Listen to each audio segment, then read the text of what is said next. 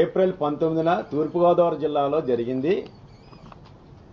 దాన్ని మొత్తం ఎపిసోడ్ అంతా అక్కడి నుంచి వచ్చింది. సత్యనారాయణ జనసేన నేత చేశాడని మొత్తం అంతా తిప్పి నా మీద పెట్టడానికి వాళ్ళ తమ్ముడిని కప్పిపించుకోవడానికి చేశారు.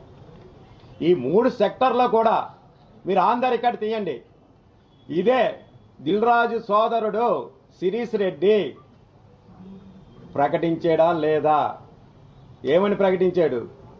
చాలా మంది డిస్ట్రిబ్యూటర్లు కొద్దిగా వ్యతిరేకిస్తే అందరూ ఆశ్చర్యపోయారు కూడా.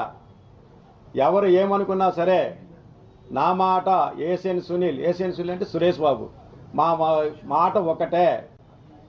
ఎవరు ఏమైనా పోయినా జూన్ 1 నుంచి థియేటర్లు బంద్ అని ప్రకటించింది ఆ వ్యక్తి శిరీష్ రెడ్డి.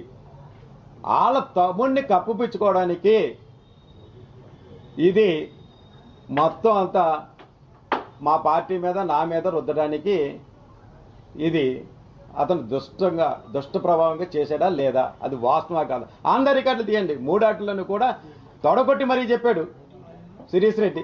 ఎట్టి పరిస్థితుల్లో 3 సెక్టార్లో ఈ 3 సెక్టార్ మీటింగ్లో కూడా 1వ తారీఖు నుంచి బంద్ చేస్తున్నాను. అది నిజం కాదా? మీకు ముఖ్యమైన విషయం మీకు చెప్తున్నాను.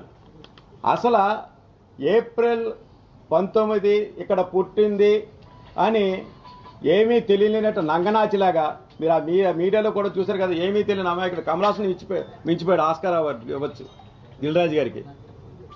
అందులో చూడండి ఆయన యాక్చువల్గా మీకు ఇదంతా జరిగింది గతంలో తెలంగాణ ఫిల్మ్ ఛాంబర్ ఇది